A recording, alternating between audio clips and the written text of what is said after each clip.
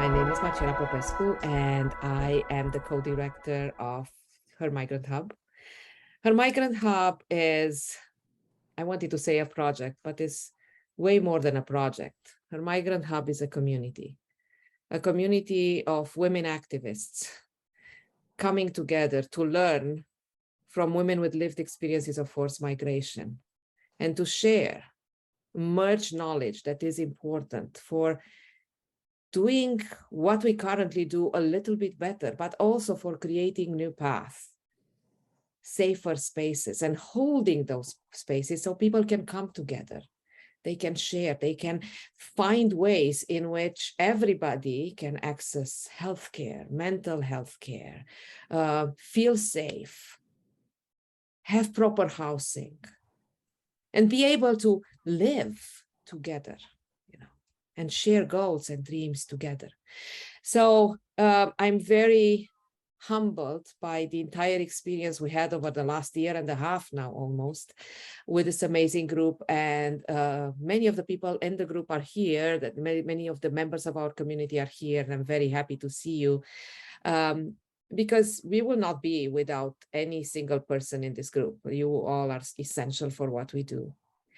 So today is a special day. Why? Because not only are we going a little bit more in depth with our focus on how can we better access health and mental health, but we are dealing with a very important and very timely issue, trauma. And when I talk about trauma in a week like this, and we are realizing that none of us is fully protected from experiences that could leave us deeply traumatized. We realize also that we need to prepare to understand better what trauma is, how trauma occurs, how different contexts, shape trauma, and how can we as professionals, as women activists, as communities, respond better to trauma, both in how we experience it and how other people are experiencing it. And this way, we can actually create those safe spaces, in which we can come together. So today we have two amazing women with us. One of them that I had the opportunity to get to know over the past 3 years now, right? Sedef. First I met her in one of my classes, and I have to say from the very beginning, I was like, this is a person I hope I can work with and befriend and collaborate with for a long time. So Sedef, thank you for being with us today. And Sedef is a social worker, a licensed social worker. She finished her social work with her MSW last year. She got licensed almost immediately, and she worked on trauma-informed care for the past year. And I'll let her share more about her work and her experiences with you. And, one good thing about Sedef is she never comes to any meetings or any initiatives empty-handed, She brings her ideas, she brings her knowledge and her skills, and she brings people that can actually enrich all of us. So for this particular webinar, she invited her colleague and partner, to work with her on this webinar. And here is Elsa Obus. I hope I said your last name right. Mm-hmm, you got it.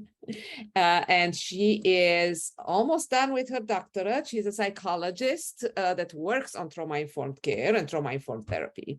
So I will let them take the floor and share with us a little bit more about trauma and trauma-informed care.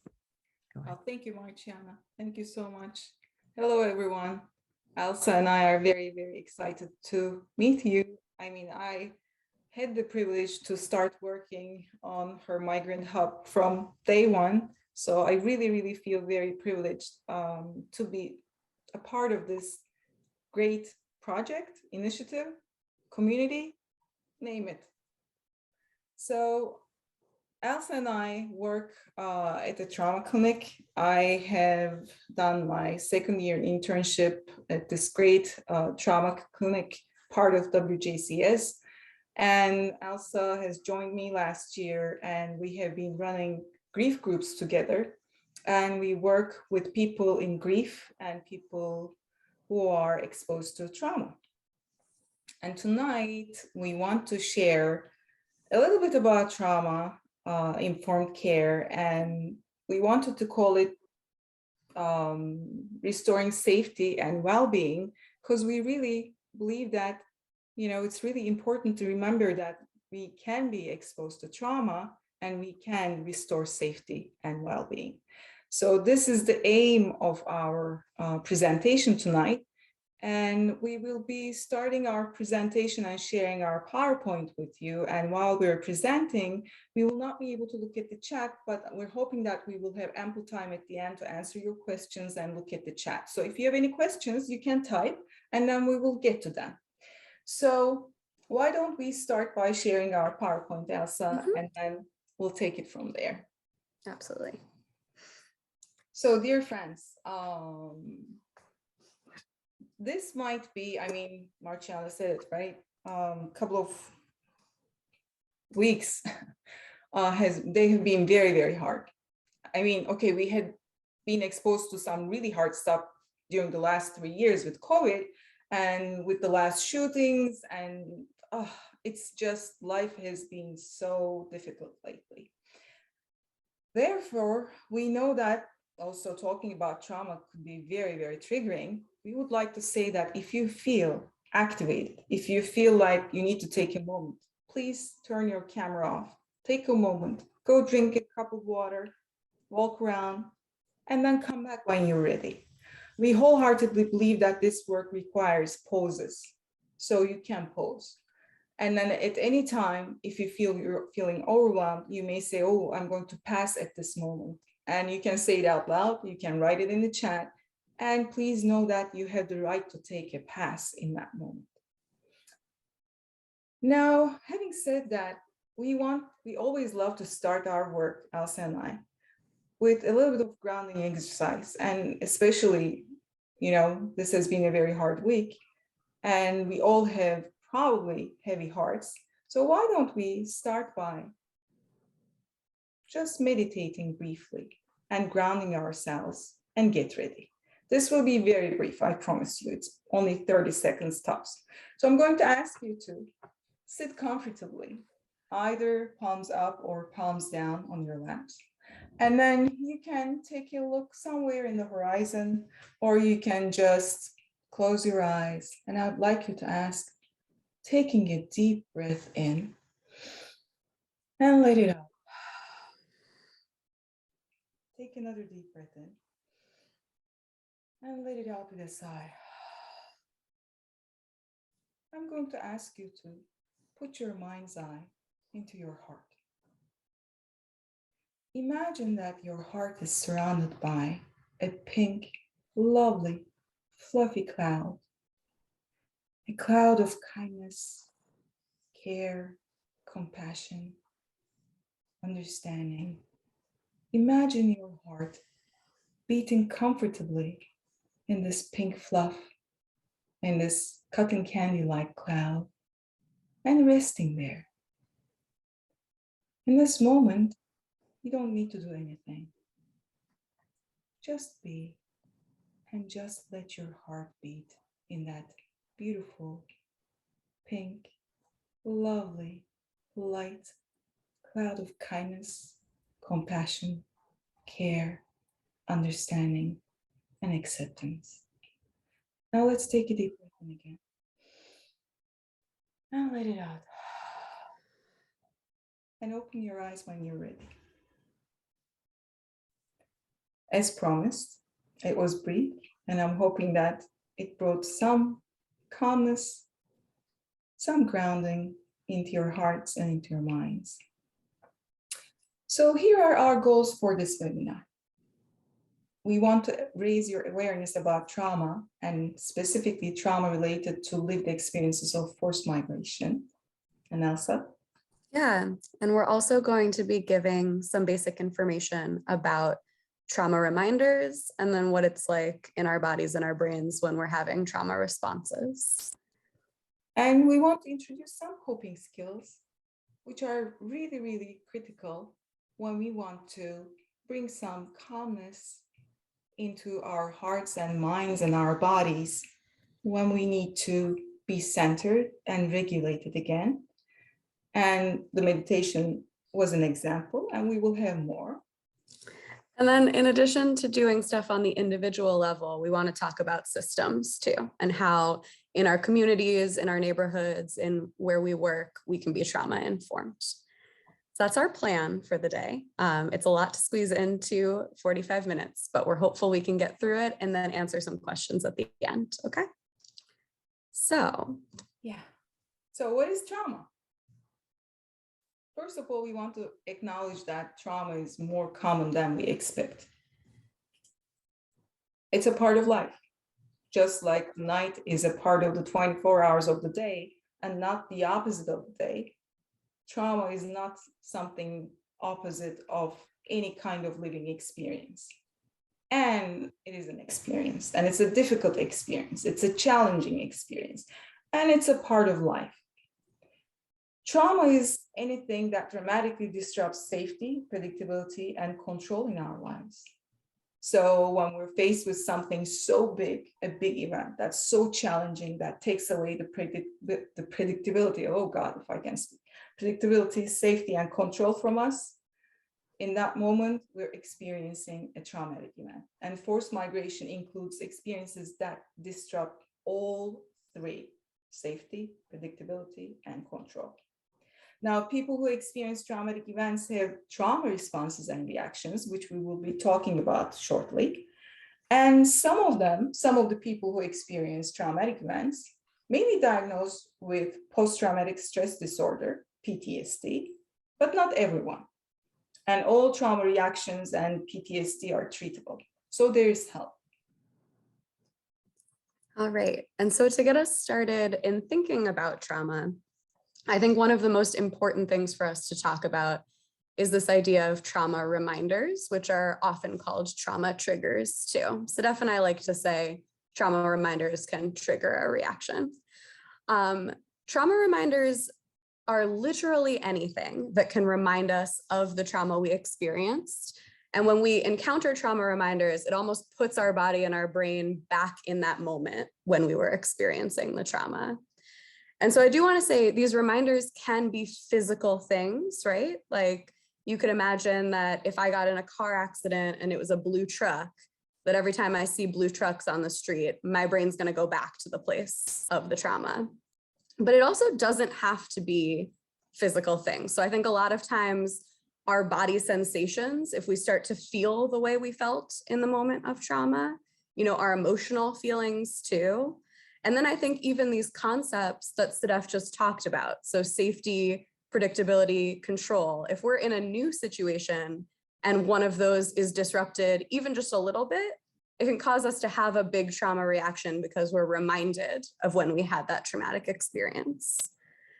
And so I included this piece of art, and I don't know if anyone is on Instagram, but I would recommend following this artist. They draw a lot of pictures that sort of depict mental health concepts. Their name is Brachita.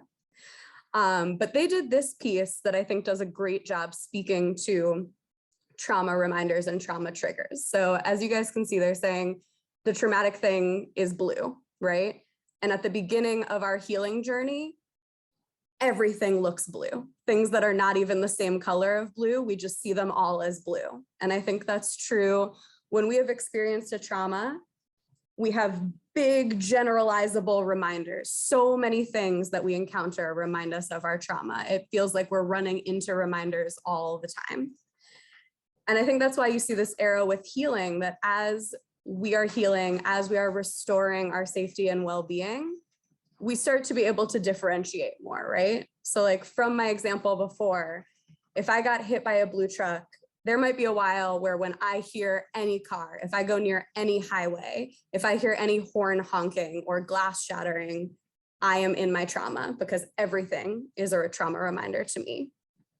And as I continue to go through safety and restoration and healing, I'm going to be able to notice that about myself and differentiate a little bit more, right? So it might get a little smaller. It might again then be only trucks. It might only be blue trucks. And then maybe I can work on not feeling that extreme stress response every time I encounter those too.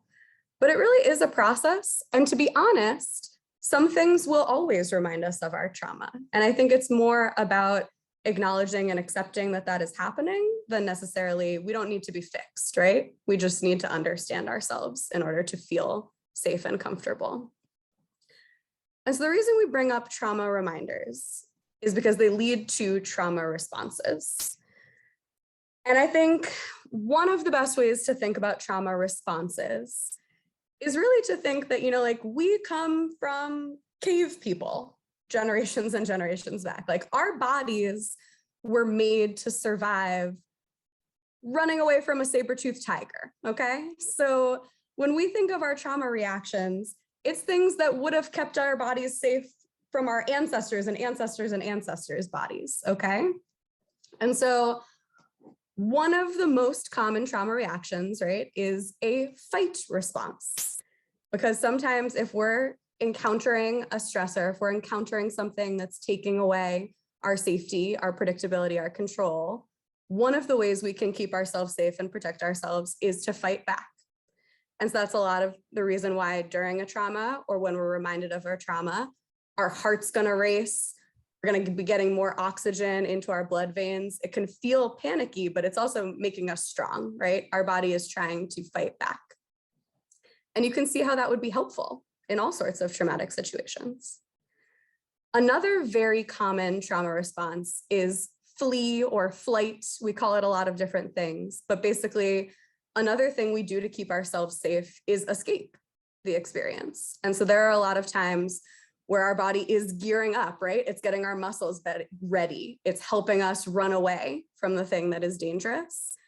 And we might experience that when we get our trauma reminders too, though, right? We might be reminded of our trauma and we want to just escape. We want to get out of there. We want to move as far away from the trauma reminder as we can.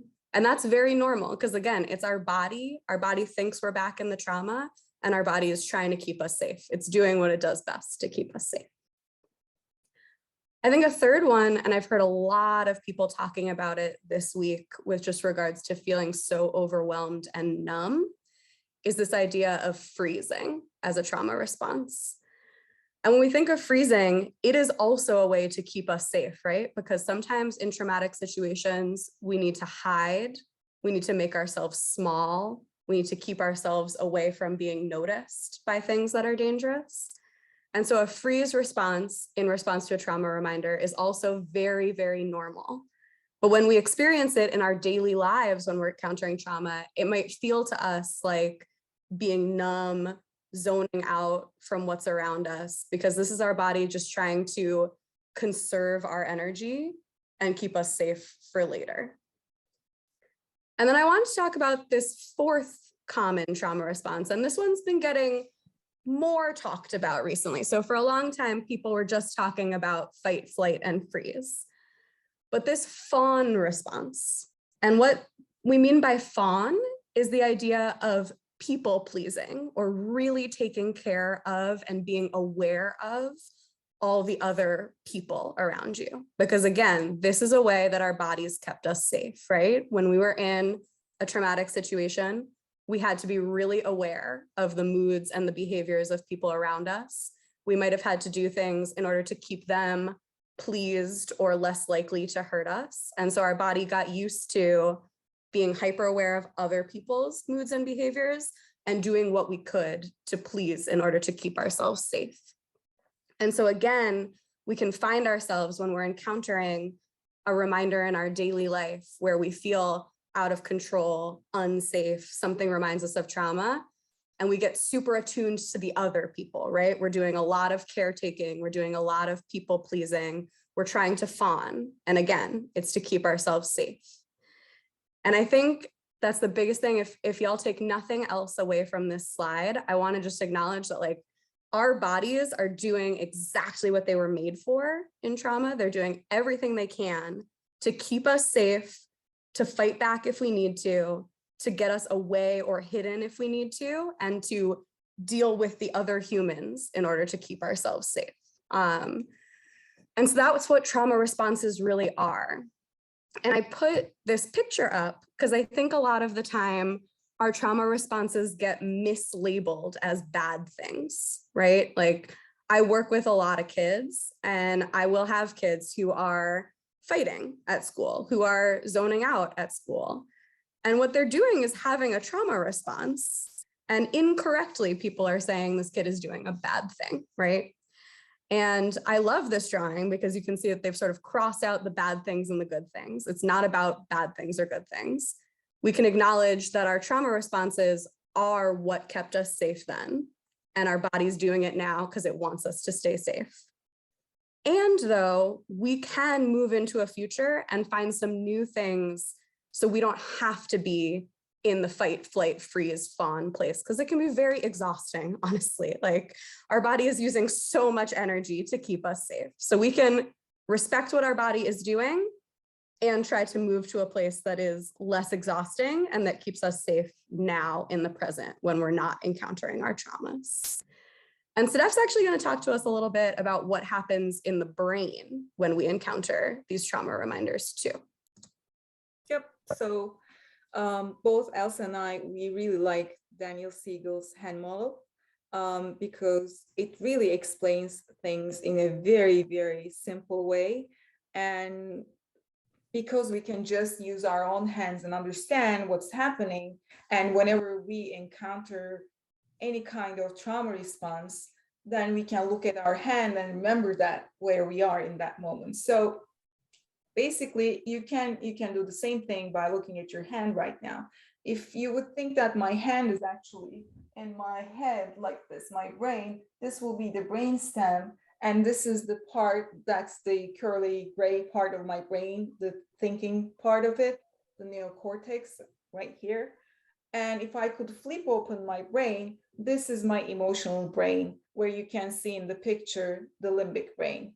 So what happens is when we experience a traumatic event, again, a challenging, big, difficult event that takes away the predictability, the safety and control from us, then I'm here and I would respond from here, from my emotional brain. This is the part that makes me, again, fight, flee, freeze, or fawn in that moment to save myself. And it happens automatically. So here's an example. Let's use the same blue truck example that Elsa was using. Let's say that I'm crossing the street and a blue truck is coming towards me fast. In that moment, if I would be using the neocortex, that gray part of my brain, and start thinking that, oh, gee, should I jump to right or left? Which one would be better? In that moment, because I'm still deliberating, that blue truck will come and hit me. Whereas here's what happens with years of survival and the way that the mechanics of my brain, this will flip open and I would just respond and react from my emotional brain, and that will make me jump, even me, without thinking. So I would find myself up in the air and then not even recognize that I jumped from the street, which is wonderful. Now this will save me and it's great, but here's what happens. Let's go back to the trauma triggers and reminders and then how I get triggered with them.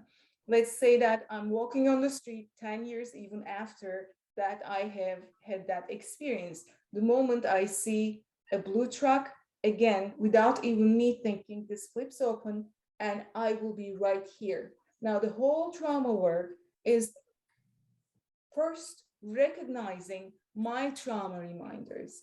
If we can understand the mechanic of this, then we can start recognizing our own trauma reactions and responses. And then this will help us when we find ourselves here to be able to bring ourselves back to our thinking brain. So how do we do that? First, we literally go into a scavenger hunt in our trauma treatment and find one by one the trauma reminders, and then help our clients understand how they react, what was their reaction, and what's happening in their bodies when they react, or emotionally what's happening, what they're feeling when they're in that trauma response. And then we also help them understand what they're thinking and how they're behaving. And then the next thing that we do after recognizing the scavenger hunt and all the reminders, and we make a list of them, to help them with some coping skills to bring themselves from here to their thinking mind. So let's talk about the coping skills. How can I help myself to move from emotional brain to my thinking brain? I can use my breathing. Breathing is a wonderful tool. Breathing is a wonderful tool because when I deeply breathe, I can access my diaphragm, and that will access my vagus nerve, which helps my body relax.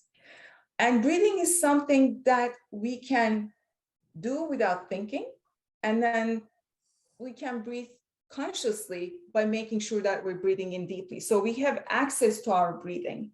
It doesn't necessarily have to be automatic. So breathing can be a great tool to help us go from here to here. And then go ahead, Elsa. Yeah, so another one, and all of these tools fall under the idea of grounding, because like we said, trauma really makes our brain think we're back in the moment when the trauma happened. And so we want ourselves to be grounded in this moment and feel present. So like Sedef said, breathing can help us be grounded. Another thing we can do is to notice signs of safety. And so what I mean when I say that is anything that will help us think to ourselves, I am in a safe place now, or I am not in the place that I was in when this trauma happened. I put this mug of tea or coffee or hot chocolate, whatever you want, on this slide, because this is a common one for a lot of clients that I work with, right? They're like, I made myself this mug of something warm and comforting. This is a sign of safety to me. It's keeping me warm. It's keeping me cozy. I think we can probably look around the rooms we're in right now, and you might see, pictures of your family members. You might see comfortable pillows or blankets. You might see a place where you read a book in your house. And so Sedef and I will sometimes in our groups have clients literally just look around the room and tell us what their eyes light on, that they can say like, oh, I see this and I'm safe.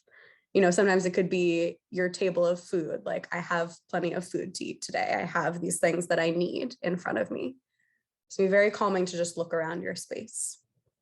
I think very intertwined is this idea of sensory input. So anything from our 5 senses, and sometimes, our signs of safety overlap with our 5 senses. So like I said, if we're using our sense of touch, that might be something like the cozy blankets you have in your house, your fuzzy socks. Maybe as it gets hotter, it's more like a fan that's keeping you cool or something to make your body comfortable. We can hear the music that makes us feel calm. We can hear the voices of our loved ones that make us feel calm. Like we said, we can view with our eyes a lot of the sights that we see around us that let us know we're safe. I think smells and tastes are really intertwined with, food, things that remind us of home, things that remind us of safe moments, and also things that we are able to make for ourselves, right? Because when we're restoring our sense of power and control, it can feel really nice to be like, I made this food for myself and I took care of myself today, and it tastes wonderful because I made it. So these are just a couple things we can do to get grounded in our present space. And something else that we can do is counting. And surprisingly enough, it helps. You can only, and Elsa and I always talk about like Band-Aid stuff, like small help to ground you. And counting is one of them. Even if you can just count from 10 to 1 in your head, that might be helpful. And you can mix it with the sensory input and tell yourself that, okay, let me see how many blue items I can count around my area. How many coarse textured items that I can find in my area and count. How many books that I see that I can touch and read and open around the area that I'm in and count. Find an item and just count. It's so simple. It's very helpful. It's grounding. Meditation is another one.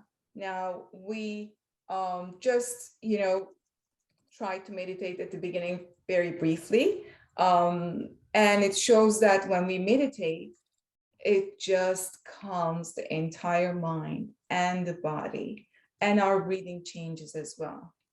because now we are actually focusing on something else, and meditation helps us literally regulate both sides of the brain. And we can also do some kinesthetic exercises like knitting, crocheting, and Elsa knows that I love knitting, and it's a great way of meditating, and maybe doing jigsaw puzzles or playing with Lego pieces, building things with hands, or playing with clay can be also very helpful.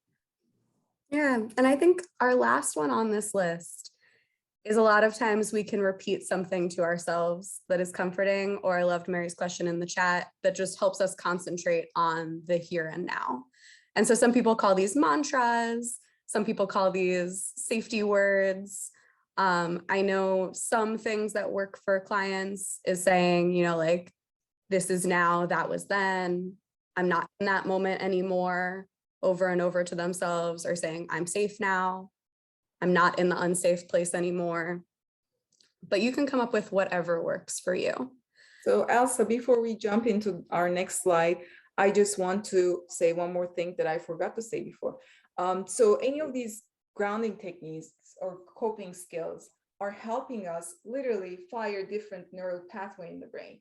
So that way we can start regulating ourselves. Because in that moment of, again, when I see something that reminds me of the traumatic experience that I had, right? And that brought me here to my emotional mind. Now, in order to be able to come back to my thinking mind, I literally need to fire a different kind of neural pathway. And actually, this is the mechanic of it. That's why the coping skills are helpful to bring us back to our thinking mind. So go ahead. And so actually, yeah, we wanted to take a pause in this moment because I think there's a lot of expertise in this room about what has worked for individual folks to get from emotional mind into thinking mind. And I was wondering if people were willing, if you could put in the chat grounding techniques that have worked for you, a mantra that you have said to yourself that has worked for you, a type of meditation, a type of activity that you found grounding, just anything people can think of to do. And yes, Vanessa, you're so right. And I think that's why sometimes we can call upon supportive other people, because when we're in a trauma moment, when we're in a panic attack, it can be so hard for us to plan these grounding skills. So trusted other people in your life can help you with grounding. Parents certainly help their children with this. We can write a letter to ourselves, right? That we can have ready when we're getting triggered. And as we learn to know our reminders, we can also bring it with us if we think we're going to a place that is likely to remind us of trauma, things like that. And also, that's why, you know, fire drills are so important, right? When there's no fire, we do a fire drill to prepare ourselves when the fire happens. And I think that's why it's really important to have a daily practice of some kind of grounding exercise. It could be breathing, it could be meditating, it could be repeating yourself, the safety word that you have. It could be any of these coping skills and more, maybe reciting poetry, just like one of our friends said, Mary, I think. So yeah, a daily dose of practice will be very helpful in the moment of crisis. Yeah. I love this. Cleaning can be very distracting and it can be very meditative too. I definitely agree. And I think, Vanessa, your question is very important because what do we do when people around us help? And I think, one, just acknowledge that that can feel really invalidating when other people around us are not understanding that we're in a trauma reaction. I think, like I talked about before, when we a lot of times with kids' behavior, but also adults' behavior, label it as bad when it's not, it's a trauma response. But I think that's where, like Sedef said, when we practice on our own, we get really into the groove of it. When we write things down to remind ourselves what we want to use when we're in a moment of panic or a moment of trauma response, that's really helpful to us. I know people use voice memos on their phone. They can leave it to themselves when they're in a calm place and they can listen to it back when they're in an emotional mind place. So we might need to think of how we can cue ourselves or have our memory be reminded. I know that some people wear bracelets like bead bracelets to remind themselves that, you know, when I'm in a emotional mind place, when I have my trauma reaction, I have my bracelet, and then they literally use the bracelet to go bead by bead to repeat their safety word, like using rosary beads or mala beads in yoga. You know, they say that it's helpful. That's one of the ways that I heard. Yeah. And Anna, this is a great point. I think if it feels safe to you, like Sedef's and my not secret goal is that everyone will share this information with people they know, and that we can just become a more and more trauma-informed society as more and more people get this knowledge. I also love yoga is an excellent practice for grounding. Any activity, if we can imagine ourselves in a safe place, go to a safe place. Oh, guys, these are excellent ideas for grounding. Yeah. And again, being trauma informed is really, really important. Now, the next slide is about that. How can we be more helpful to other people, not just us, but everyone else around us? When we have a trauma informed outlook, then we look at life in a different way. It's no longer we look at someone's behavior and say, oh, gee, you know, and there's a book called, it's not, you know, what's wrong with you? It's what happened to you. Yeah, what happened to you? Exactly. So yeah, it's what happened to you. You're behaving in a way that's so unacceptable. What's going wrong? Not what's wrong with you. So let's talk about that a little bit. What do you say? Yeah. And so to be completely honest with y'all, I feel like a whole hour could be spent on talking about some of these ways that we infuse trauma-informed care into systems, into community. But I'm going to present just a brief overview on it, and then we can talk about it if people have questions. This all comes from SAMHSA's website, the Substance Abuse and Mental Health Services. And so there's a lot more reading there if people are interested. But they basically have these 6 key principles of how we can infuse trauma-informed care into our practice more broadly. And so the first one, which I doubt is a surprise, is trying to make our spaces safe and trying to ensure both physical safety and psychological safety. And I think a key piece of this is that the meaning of safety is whatever our clients, our community, ourselves, the people we're working with believe safety to be. So it's important to be in conversation about what would help people feel safe. I know that for Sedef and I, things like privacy are a big part of safety and confidentiality. So when we lead therapy groups, that's a discussion we have every week, right? We're checking in, make sure, are you in a private place? Remember, what happens here does not get shared.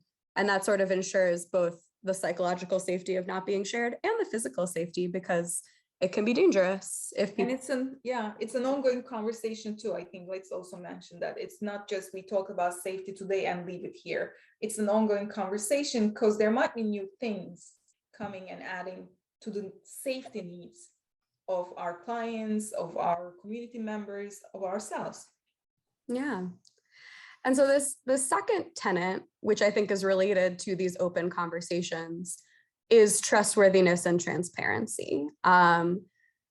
It's something I keep as a therapist, that I really try to have as few or no secrets as possible. And so, you know, this comes up for me. I work with a lot of kids, right? So I'm talking to their parents, I'm talking to their schools, school social worker, psychologists, teachers, and I always tell them when I do, right? So if they come into my office, I'll say, hey, the school social worker called me this week because of such and such, or we talked about this.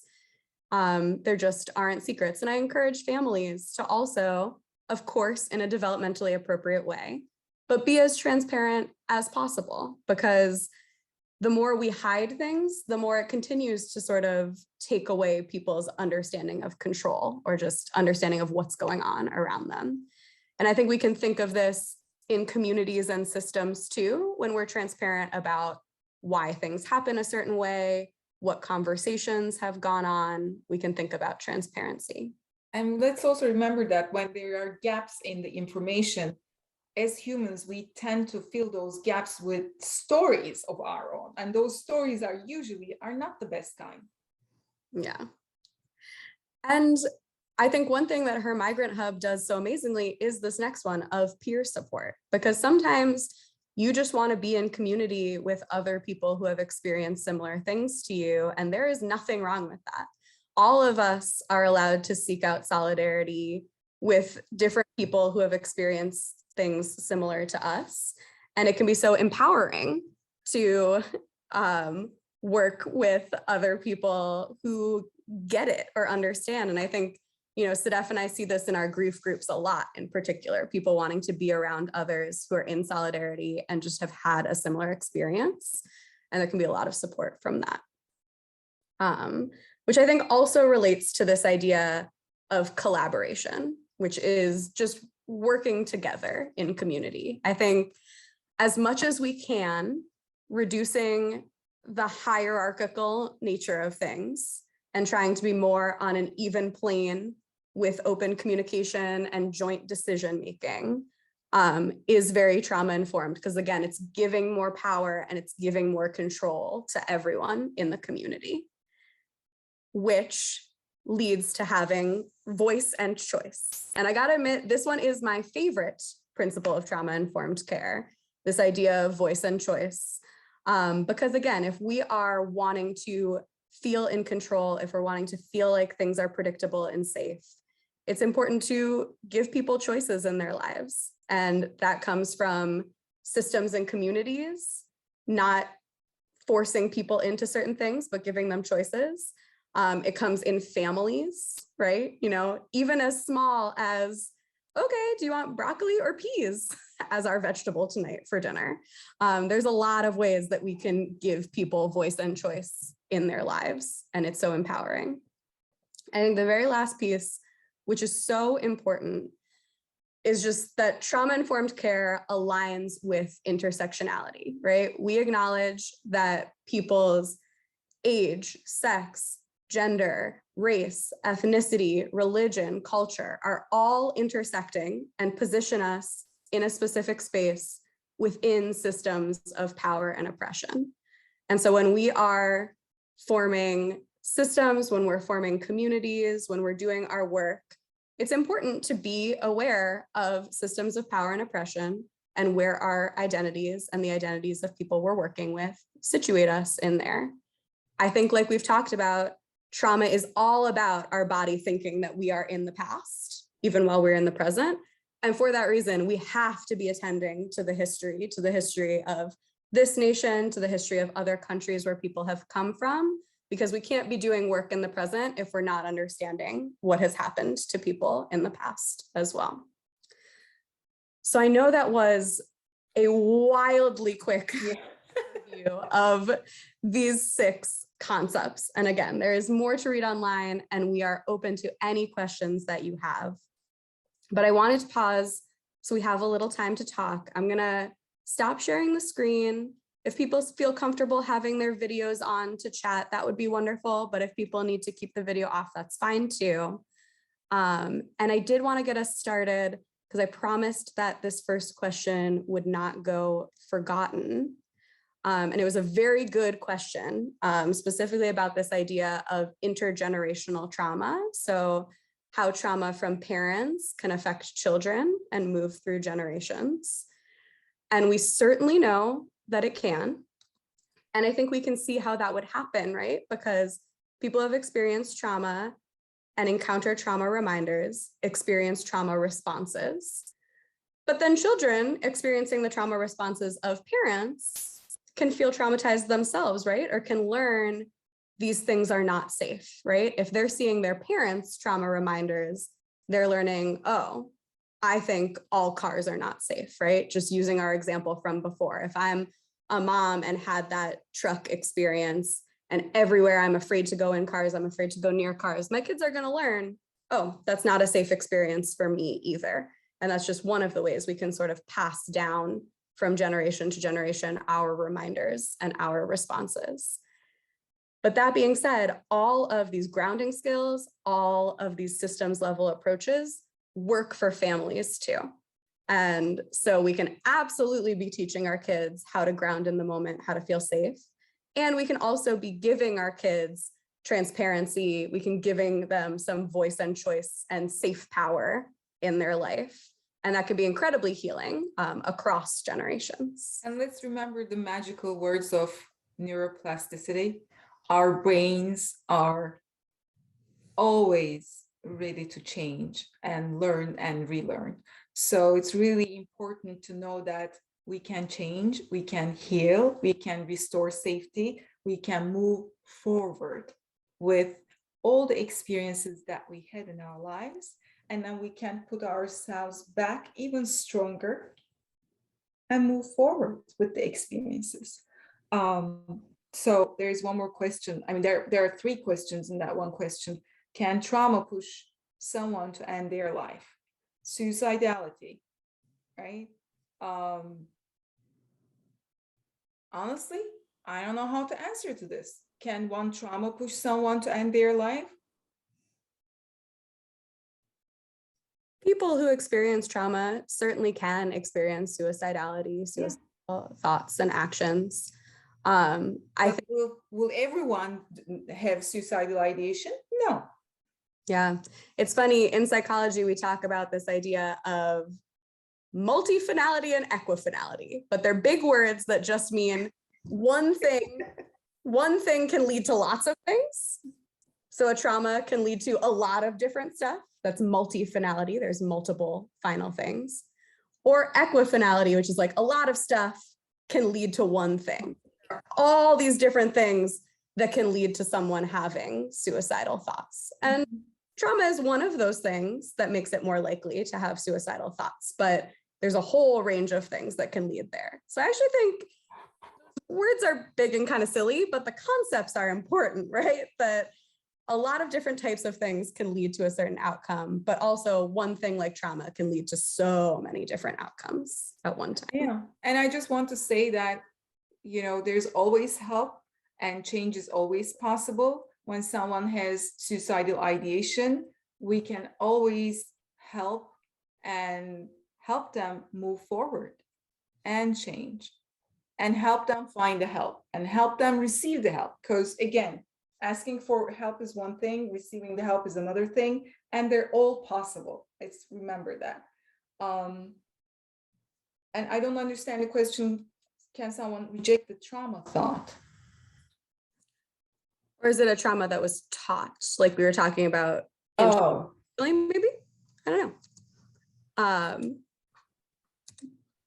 If I'm interpreting that correctly, then I think it is this idea that sometimes we are intergenerationally, our trauma is passed down. And in this case, yes, it's the same sort of unlearning of triggers and grounding in the present moment, right? So people, like Sedef said, have neuroplasticity. Our brains are always able to change, and we are always able to change our response to a trauma reminder with support and with using some of these grounding tools.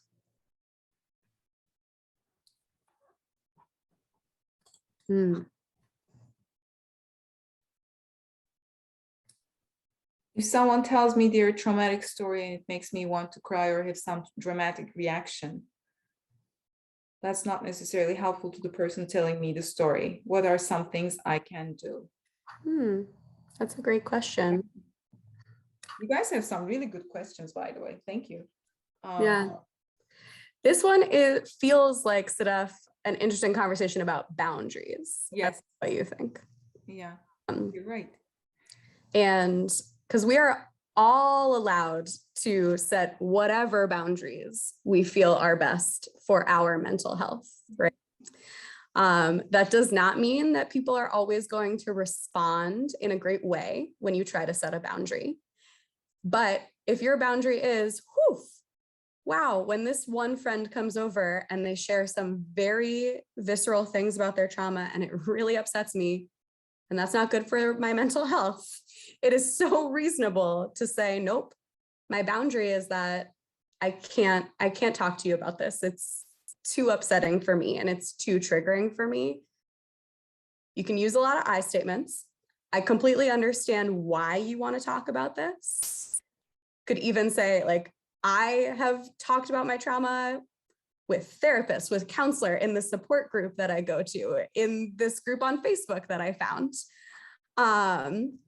But I do just want to really confirm that, like, everyone is allowed to have boundaries, and that might make other people unhappy if your boundary is that it's just too much for you.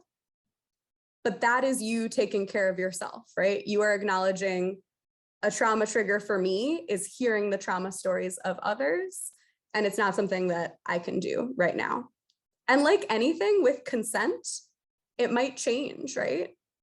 If a year later you go back to your friend and you're like, I'm feeling in a place where I'm really capable of holding that right now. Do you want to talk about it?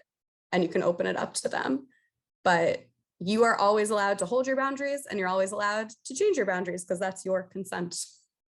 I don't know. Sedef, you have any other thoughts about what? I just want to say that it's very normal to have the emotional reaction or any kind of reaction. It's recognizing that is really, really critical to know that, okay, here's what's happening in me when I'm hearing this story. Now, this conversation is going in my mind, right? When I'm hearing this story, I'm having this heart palpitation, and I'm feeling that my hands are shaking, and I can understand that I am now in my emotional mind. And when I'm here, I won't be able to help this person. I cannot help my friend. Now I have choices. I can either help myself with a coping skill and bring myself here and say that, okay, my boundary is still low, I can still listen, or I can say that I cannot use any of the coping skills that I have right now. I'm utterly dysregulated. This will not be a help for either of us. Then I will say to my friend, just like Elsa said, to set the boundary. I am hearing that you are telling me something really big and challenging that happened to you. And this, I remember some other things that happened to me, and I'm in a state that I won't be able to hold it for you. So I need to take a pause. We can come back to this again when I'm calmer, when you're calmer, and then talk about it. But remembering that I will permit myself to feel my feelings, and I will permit myself to understand what my reactions is really critical. If I go blindly, just, get triggered and be in my emotional mind, and then react with my own trauma responses, then that will be no help to either of us. So I think understanding those mechanics are really important and critical. Tanzilia. Yeah, I want to stop the recording so we have a free conversation so people not feel but I want to thank you officially on recording. Thank you so much, but we'll stay and we'll have a conversation. Okay, thank you so much. Yeah.